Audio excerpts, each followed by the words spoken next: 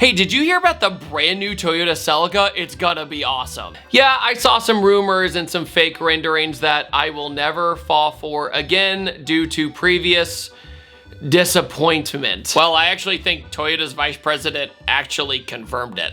Well, that settles that.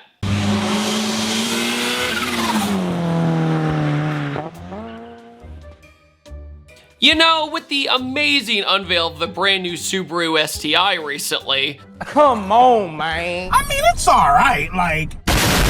You know, the one with a CVT transmission with only 500 examples made and didn't even make 300 horsepower with a 2.4 liter engine. That's exactly what enthusiasts want. Toyota once again understands the assignment. The Toyota Celica is confirmed to return for what seems to be roughly a 2027 model year. Now, there's been plenty of videos and articles that talked about this last fall, back in the fall of 2024, but I wanted to let this kind of marinate a little bit because everything could be speculation and rumors. But now I decided to talk about it because now it actually seems like an actual reality. Not to mention, there was actually a hint at the car in Toyota's very own anime series, so pretty cool stuff. That's when I was like, oh, they're serious about this. They're actually doing it. But just to put more salt on the wound for the other car companies in Japan, Toyota plans on developing not one, not two, but 3 new sports cars in the coming years. So they're not gonna be coming out immediately altogether, but the development of them will be back to back. Hey,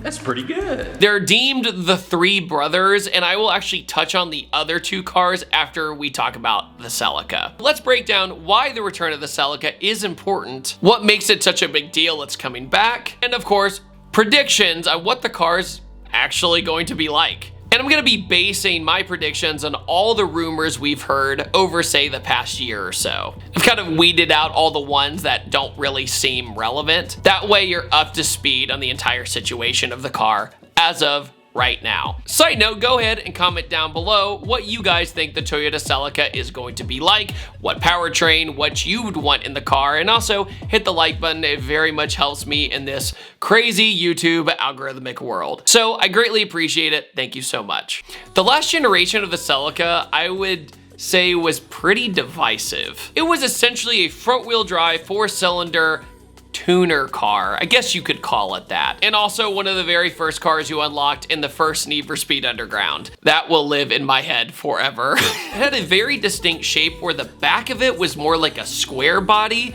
but then the rest of the car was very flowy, very curvy, and almost insect-like, which naturally split people on the styling. But for me, honestly, over the years, I've grown to appreciate it more. I actually finally got to drive a really nice one a few years ago, and I legitimately thought it was really fun to drive. I think the last generation Celica is a victim of several things, but one is just bad timing. I am not envious of any car that's going head to head with the Honda Civic Si EM1 at the same time. Because naturally, if you have 2 tuner cars in front of you during the tuner car era, with the B-Series engine platform in the Honda Civic with such a large aftermarket, you know the power potential, and being a front-wheel drive platform that was pretty proven, I'm not shocked that more of the enthusiasts went for the Honda. But it was still a very fun car to drive, and it definitely was of the era with its styling, with the body kits and stuff you could put on it. But the Celica name went away in 2005 after 7 generations. But the divisiveness of the last generation Celica, and maybe the one beforehand, kind of makes sense. Because when you turn back the clock, the very first generation of the Toyota Celica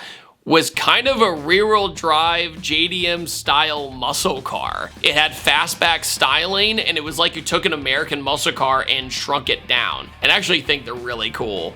But it was rear-wheel drive. So were the next Celicas as well. The Celica stayed rear-wheel drive for a while. In fact, some of the generations people would 1J swap them, which is really cool. But there was also the Celica Supra. That's when both the names were on the same car, which can get very confusing when it comes to car history. But then the names eventually split to where the Celica was its own car and the Supra was its own car, giving them their identities we know today. So the Celica in the United States specifically was then mostly known as a front-wheel drive car. But there's one Celica that didn't come to America that is very important for, I think, the old Celica, but also this new Celica. And that is the Celica GT4. And it's honestly one of my favorite JDM cars I've ever driven. Full review of the GT4 coming up very soon. But the GT4 was all-wheel drive and powered by the 3S GTE 4-cylinder Toyota engine, which is the same turbo engine that you would find in the Toyota SW20 MR2. So to me, the new Celica is going to be somewhat of a spiritual successor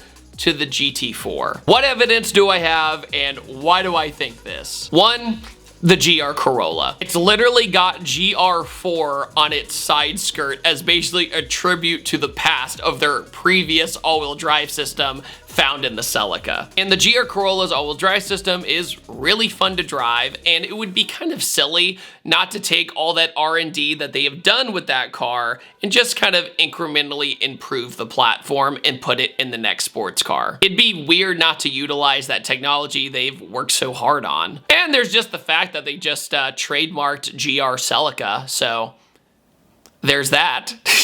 Next is the awesome engine Toyota just unveiled recently at the Tokyo Auto Salon. Now, its code name is the G20E. Now, that doesn't really deliver much information about the engine, so if you are new to this code, here's what the engine is. It's a 2-liter turbocharged 4-cylinder that, according to their engineers, is a game changer. I've read some of the interviews with some of the engineers who have worked on this engine, and all of them seem insanely stoked about it. It's like they've unlocked a new power-up or something in a video game. It's the exact same engine that they put in the back of a GR Yaris at the Tokyo Auto Salon. And the rough target for this engine is actually 400 horsepower. So let's take the new Celica, something with 350 to 400 horsepower.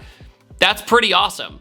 All-wheel drive, 400 horsepower, nice and balanced. It's usable on the street. You could use all of it on track as well. And they've even stated that unrestricted, they predict the engine capable of 600 horsepower for, say, race car application. Pretty amazing stuff. And honestly, this would make sense to me. I fully believe this engine would make 400 horsepower. If their 3-cylinder turbocharged engine can make 300 horsepower with less than 2 liters of displacement, I have faith that Toyota engineers can make 400 horsepower out of 4 cylinders. You know, unlike Subaru with their 2.4-liter engine that can't even make 300 horsepower in their new STI. Ooh, that's kind of small. Oh, how the mighty have fallen. And with the development of this engine, Toyota probably said, why don't we just use it more than once? They have so much faith in this engine that it's rumored to also be the power plant for another car. Which then segues us to our next topic, the other 2 cars Toyota is rumored to be developing. First, can I just say it's been an absolute journey for Toyota? First the FRS to kind of get their feet wet again, then the Supra, the GR86, the GR Corolla, all within 10 years. In just 1 decade, they basically went from boring economy cars, and don't get me wrong, they were nice cars and they worked, but it came to brand image, not very exciting, to then being the JDM leader in sports car manufacturing. They are excelling at getting enthusiasts excited about their vehicles. And Akio Toyoda himself has deemed this project the 3 brothers coming back. So what are the 3 brothers? So the 3 brothers are the Celica, the MR2, and also the new Supra, next generation Supra, following the A90 Supra. Not only that, Lexus is considering building a new LFA successor, which I would never imagine happening in 1,000 years. And the rumor for that car is nothing economical. It's a twin turbocharged V8. That's what's rumored right now. And I would not be surprised if they utilize all the technology from, say, the RCF or the LC500, took that engine out and threw turbos on it. Wouldn't be surprised at all. Now the MR2 I think was almost stealthily hinted at with the GR Yaris, with the new engine at the Tokyo Auto Salon. Like, hey, here's our new engine and it's also behind you. Get it? I actually think the MR2 is going to use the same 2-liter that's going to be in the Toyota Celica.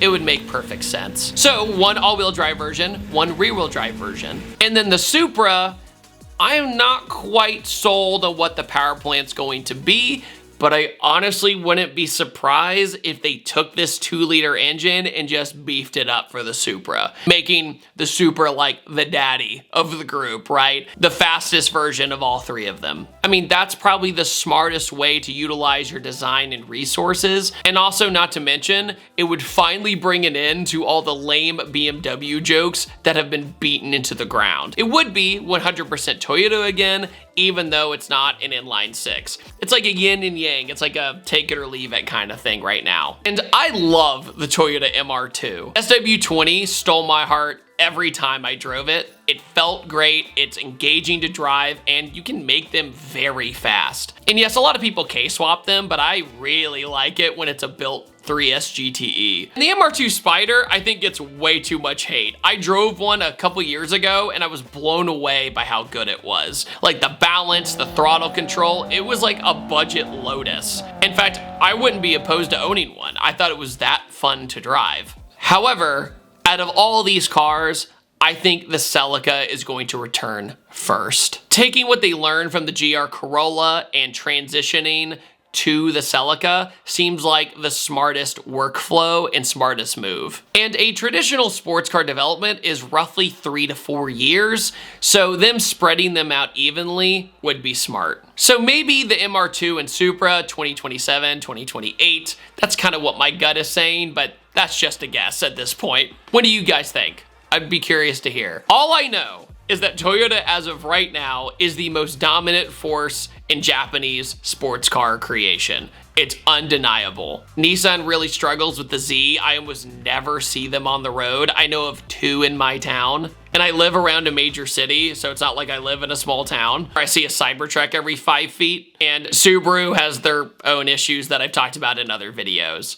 And I don't really see that changing anytime soon. If I look at this objectively, Toyota right now is doing the best things for JDM sports cars. If you look at it from a bird's eye view, they've got it in the bag right now. And if they continue this trajectory, I think it's gonna be great for car enthusiasts who love Japanese cars. That breeds competition. That encourages the other brands to step up their game, and then everything's great. I'm just thankful that they're developing new gasoline engines, period, right? The 2-liter sounds awesome. I'm excited to see what comes about that and what they use it for. Comments, questions, concerns, put it down in the comment section below. Couple housekeeping things before we go. One, if you would like to check out some project cars and go window shopping or buy a project car, head over to projectcarexchange.com. It is my very own catered website that caters project cars online, so you don't have to dig through all the crap. I basically put all the best stuff on the website so you don't have to dig. All the cars are categorized in a way to where you kind of know what you're getting yourself into. So please check it out, give me some feedback.